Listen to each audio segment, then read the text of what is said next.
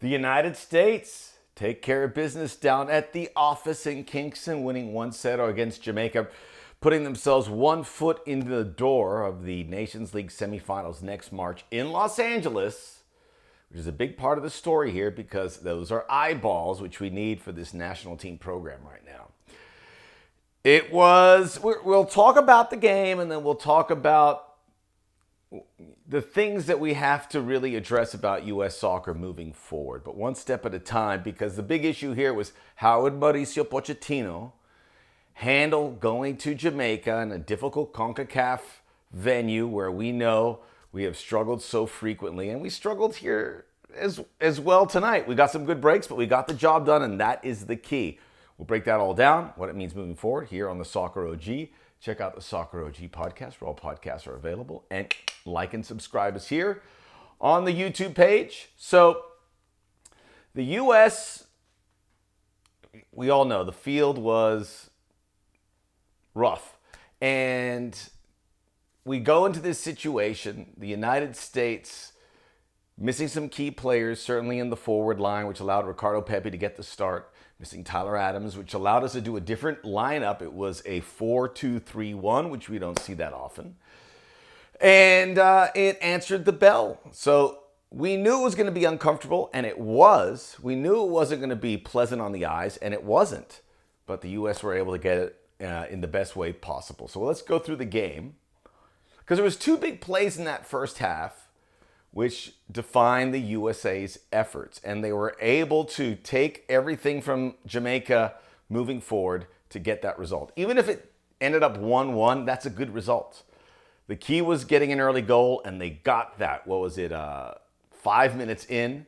Christian Pulisic, brilliant, finding Ricardo Pepi, who, the big story coming in, he doesn't like the title super sub. Well, maybe he can avoid that. I don't know if we can rely on Josh Sargent as a striker. He's done nothing to give us any indicator that he's ready for that position. He can't score. Flo Balogun is still the number 1 in that spot, but he's been injured. Ricardo Pepi, what's that, like 4 straight USA games he has scored? It's hard to move someone out of that position if he's giving you that output and that production. So, very good.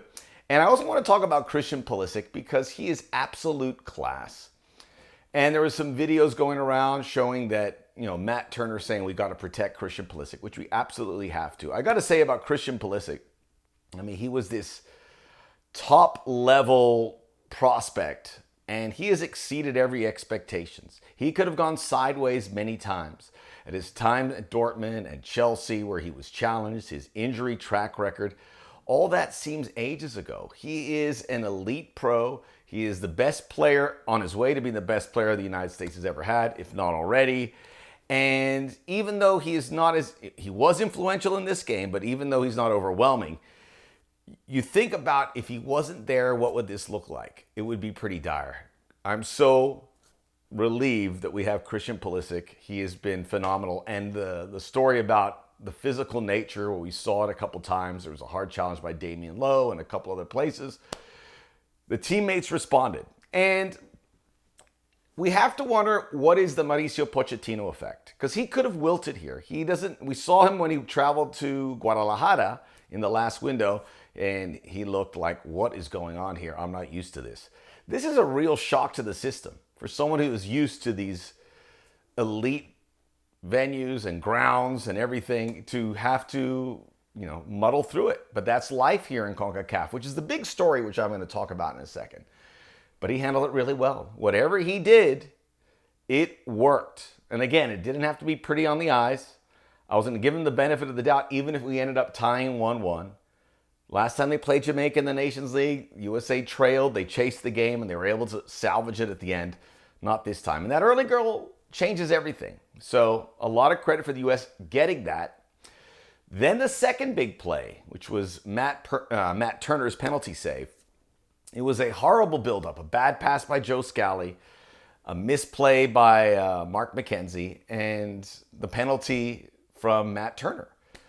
And I was at my computer and I was about to tweet, what a disaster. And then Matt Turner saves it. So we don't pretend that didn't happen. It's something to address.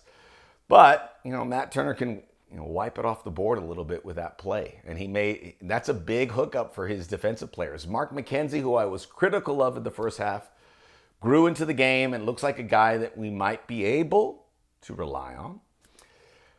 The 4-2-3-1 situation had Tanner Tessman and Johnny Cardoso. Johnny Cardoso leaving the game. Non-contact injury. I don't know what's going on, but it's very frustrating for him. We know he's a talented player, but I don't know if we can rely on him for one reason or the other. This was his opportunity to shine. Tanner Tessman, on the other hand, did show that he was ready for these kind of situations. So all of this was very positive. The U.S. was ready. They weren't caught in the moment. They finished off the game. All great news. And now the second leg coming up on Monday in St. Louis. The United States should not have any issues finishing the job and moving to the Nation League semis in Los Angeles, which is a chance to get a lot of eyeballs, as I said earlier, at SoFi Stadium, and get excited about this U.S. program heading towards a year away and a few months from the World Cup. So good stuff across the board. Again, we watched this game and we're like, Jamaica had 13, 14 shots to the United States 4. The U.S. looked really good in the attacking third when they were in there, which was rare. And they just, at the end of the day, it felt prepared. It felt up to the task and organized. All good stuff as we watched this game. Christian Pulisic, by the way, feeling so confident, was taking corner kicks off his left foot. Good. In a game that, USA were a bit shorthanded, so were Jamaica. Battle of former Premier League managers was well documented on the broadcast. Some interesting images on the broadcast. It's like a CONCACAF TV group that produces it. And there was like a moment where they had a guy or someone on their phone, doing a FaceTime with a young lady. And there was the Jamaican Grinch, someone dressed as the Jamaican Grinch leaving the game, so upset with the results. And, this is the point I'm going to try to make here with regards to this matchup. So just to go through the final details, we saw that starting 11. Weston McKennie in the playmaker role, he was okay. I thought Christian Pulisic was great. Ricardo Pepi scored the goal. Defensively, they got better into the game. Matt Turner made the penalty save. Good across the board. Tim Weah will be back for the second leg. I think the United States will just throw the gauntlet down and make sure there's no doubts about their passage through. This first game was the issue. I was worried about how Mauricio Pochettino would address it, but they looked super prepared. And I'm very, very happy with what we saw. Okay. Yunus Musa is another one I thought had some good moments. And the lineup was interesting. And the group was able to deliver. Brandon Vasquez, Gianluca Busio coming in. We'll have to see what happened with Johnny Cardoso. He was replaced by Malik Tillman. It was okay. And there we are. Team dialed it in the second half to make sure that they didn't allow that goal to equalize.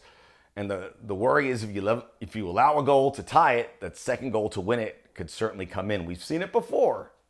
Not against Jamaica per se, but against other CONCACAF opponents, Panama. So, good stuff. Now, as we're watching that game, this week there's so much good sports going on. So we're like there on our social media handles, and there's like the Jake Paul, Mike Tyson fight. There's the John Jones fight. There's NFL on Thursday night. There's college football. This, that, and the other. This game felt so buried at the bottom rung of sports. Nobody cares. If you try to get someone excited about U.S. soccer and you told them to tune into this game, they would be really upset with you. They would say, why'd you make me watch that? It was awful. It was awful. And I'm not going to take a shot at Jamaica or CONCACAF. It's where we are.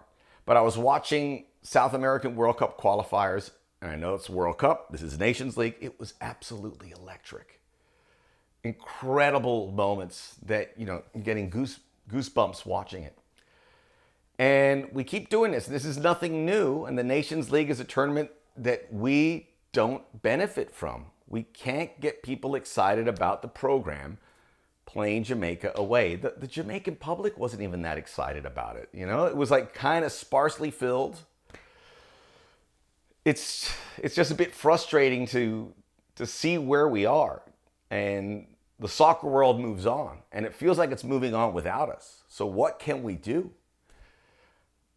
Do we move to another federation? I don't think that's going to happen. U.S. Soccer can schedule better games moving towards the World Cup, but everyone's book is filled because everyone in this world of soccer has a place at the table.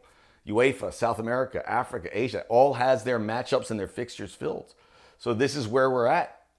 I mean, the Nations League semifinals are good, but we play the same teams. People get fatigued. And I don't know. I do know. We can't keep doing this. The Nations League is an albatross on the back of USMNT. And if we could get games against Brazil, Colombia, England, France, that would get people excited. This will not. So it felt like a tree falling in the woods. No one notices. And I mean, I couldn't wait for this game to end so I could turn on the NFL game or watch some stuff about the fights this weekend because it was a hard watch. It's a problem. I know it's a big problem. This is not a new problem, but this is something that you watch and you tune in for and you're like, I don't know what to do. So don't tell people to tune in. I'm making sure you don't tell people to tune in and get excited. Tell them to get excited when there's a reason to get excited. But I don't want to diminish what happened here. This was great for Mauricio Pochettino. It was great for the national team. I love to see how they closed the game out. I love to see some players in a unique circumstance finding their way. And for guys like Matt Turner and Mark McKenzie and Joe Scally growing into it. And, you know, they mature. They get better at this. So we still have a lot of questions to be answered, but it could have been so much worse. It could have been so much worse. So well done, USA. Check out the Soccer OG podcast where all podcasts are available. Like and subscribe us here. We'll get you ready for the game Monday in St. Louis. We'll get you ready for everything. So much good stuff happening all over CONCACAF. Hopefully we get the heavy hitters in the semifinals. I don't know if you saw Bonaire and their goalkeeper. Check out my Twitter handle. You'll see all about it. It's very interesting.